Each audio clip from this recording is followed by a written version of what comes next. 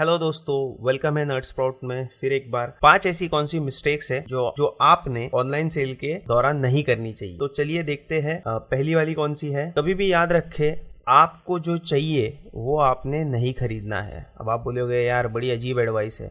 Advice अजीब नहीं है, फंडा क्या है मैं बताता हूँ। आपके पास फ़ोन है, ठीक है, अभी एक फ़ोन है, आपको अपग्रेड करना है, लेकिन आपका प्लान था कि मैं अगले साल लेने वाला हूँ। तो मेरा कहने का मतलब ये है, अभी सेल आने वाली है या सेल चालू होने वाली है अक्टूबर नवंबर में।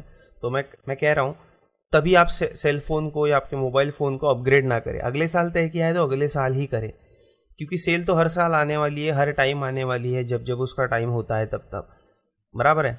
तो डिसिप्लिन रहे। इससे क्या होता है, बेफिजूल के आपके पैसे खर्च नहीं होते हैं। अभी आपको फ़ोन की ज़रूरत नहीं थी, तभी भी आपने अगर वो फ़ोन ले लिया तो वो गलत हो जाएगा।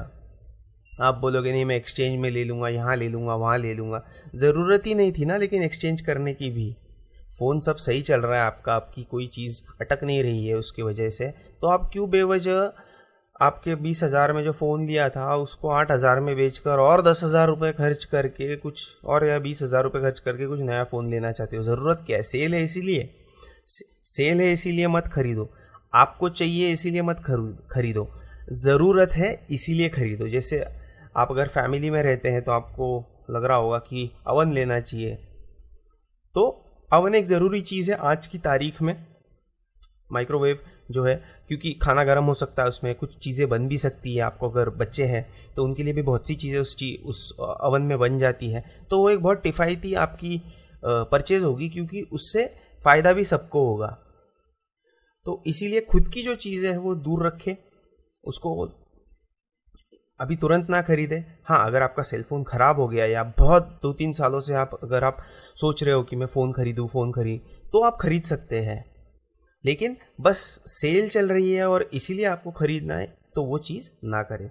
उसी के साथ चलते हैं हम लोग हमारे दूसरे पॉइंट की तरफ, जो कि है खुद के लिए चीज़ें मत खरीदें, उनको लास्ट में रखें। जैसे मुझे सेल फ़ोन लेना है, मुझे कैमरा लेना है, मुझे जूते लेने हैं, मुझे ये लेना है, मुझे हेडसेट लेना है, मुझे बड़ा वाला हेडफोन लेना है, मुझे सोनी का हेडफोन लेना है। ये सब चीज़ें सबसे आखिरी में रखें।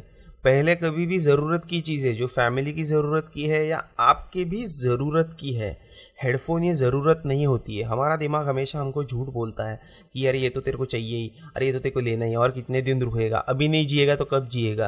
अरे भाई ऑलरेडी चीज़ें हैं ना आपके पास में। बहुत टाइम में ऐसा होता है, बहुत बार ऐसे होता है कि चीज़ें होते हुए भी हमको बेवजह अपग्रेड करना है। क्यों?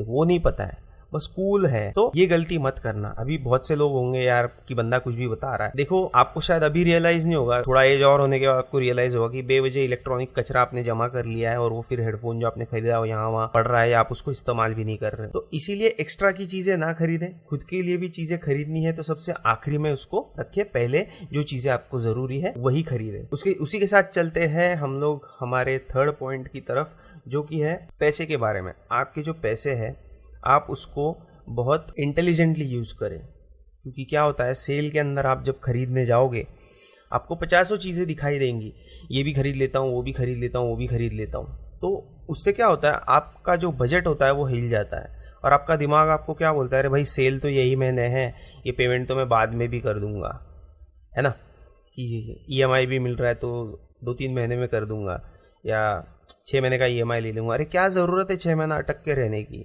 अब ये जो चीज़ की आपको ज़रूरत है वो खरीद लो, है ना। और जो ज़रूरत की चीज़ है उसके लिए आप नो कॉस्ट EMI खरीद सकते हो, वो भी मैं आपको कह रहा हूँ 3 महीने तक का, उससे ज़्यादा मत लेना, क्योंकि उसके ऊपर भी फिर चार्ज होता है। तो वो आप कर सकते हो, लेकिन बेफिजूल में आपके पैसे नहीं उन चीज़ों पे यूज़ करना और उससे ख़रीदते रहना, वो गलत बात है। इसके लिए आपके पैसे को जो है आप बहुत ध्यान से यूज़ करें। मैंने दूसरी वीडियो भी बनाई थी जहाँ पे आपको 5 चीज़ें जो आपको ध्यान में रखनी चाहिए ऑनलाइन शॉपिंग के टाइम पर। उसमें भी मैंने बताया कि पैसे को कैसे आपको मैनेज करना है, एक बजट बनाकर चले और वही चीज़ें खरीदे जहाँ तक आपने अपना बजट तय किया है। उसी के साथ चलते हैं हम लोग हमारे फोर्थ पॉइंट पर, जो कि बहुत सिंपल है लेकिन बहुत इंपॉर्टेंट भी है एक तरह से। अब क्या होगा, ये सेल में क्या होता है, जब हम लोग हमारा आइटम ऐड टू कार्ट करते हैं ना, बार बार आपको नोटिफिकेशन आता है कि अरे भाई वो 15 मिनट ही बाकी है डील पूरी करने में, वरना उसकी कीमत बढ़ जाएगी। अब मैंने खुद ये पर्सनली टेस्ट किया हुआ है। अभी तो मैं आपको खैर बता नहीं सकता हूँ क्योंकि अभी तो कोई भी सेल चल नहीं रही है। तो कभी भी उस टाइमर के ऊपर ना जाएं, वहाँ पे डिलीट करके आप वापस ऐड कर सकते हो और वापस 15 मिनट का टाइमर चालू हो जाता है। लेकिन क्या होता है जब कार्ट में हम लोग देखते हैं अरे यार 10 ही मिनट बचे, जल्दी जल्दी मेरे को देखना पड़ेगा क्या है, आप क्या करो उतने टैब्स खोल के रखो। अगर आपको मल्टीपल चीज़ें खरीदनी ही है, मैं तो खैर टैब्स खोलने के लिए ना ही बोलता हूँ, लेकिन अगर आपको मल्टीपल चीज़ें खरीदनी है तो ऐड टू कार्ट मत करना, उनको बस खोल के रखना। और सब होने के बाद में वही, अगर आपके पास लिस्ट है, जैसे मैंने मेरे अलग दूसरे वीडियो में भी बताया है, अगर आपके पास लिस्ट है वो सारी लिस्ट की चीज़ें आप खोल के रखें, एक एक चीज़ को ध्यान से देखें और एक साथ सबको कार्ट में ऐड करें, ताकि कार्ट में आपको कोई टेंशन नहीं होगी। नहीं तो फिर क्या होता है 15 मिनट बचे, उसमें क्या होता है हम लोग एक आध दो चीज़ें ज़्यादा ले लेते हैं या ज़रूरत की चीज़ें निकाल देते हैं और नहीं चाहिए वो चीज़ ले लेते हैं, क्योंकि हमारा दिमाग उस तरह से सोचता है, इसीलिए वो लोग टाइमर डालते हैं। ये मार्केटिंग का ही फंडा होता है कि अर्जेंसी क्रिएट करना इसको बोलते हैं। तो इसमें ना फंसे, इसमें कुछ आपकी डील ऐसे ज़िंदगी नहीं चली जाने वाली, कोई 150 रुपये या 300 रुपये की डील ही जाएगी जा जाकर, तो इतना उसका बात को बढ़ा करके ना देखें। उसी के साथ चलते हैं हम लोग हमारे लास्ट पॉइंट के ऊपर, जो कि है आप कभी भी चेकआउट के समय पर खुद से सवाल पूछे। बोलोगे यार सवाल पूछना क्या होता है? खुद से सवाल पूछना मतलब से आपने लिस्ट भी बनाई थी, आपने बजट भी बनाया था, आपने उस हिसाब से ही सब कुछ किया, उसके बावजूद जो मैंने अभी तक के पॉइंट्स हमने डिस्कस किए हैं, पैसे भी आप वेस्ट नहीं कर रहे, उसके बावजूद आप चेकआउट के टाइम पर ध्यान से देखें और खुद को सवाल पूछे, सचमुच में मैंने ये चीज़ खुद से पूछे, चीज़ ज़रूरत के लिए ऐड की है या मुझे लगता है मुझे ये चाहिए इसीलिए मैं ख़रीद रहा हूँ।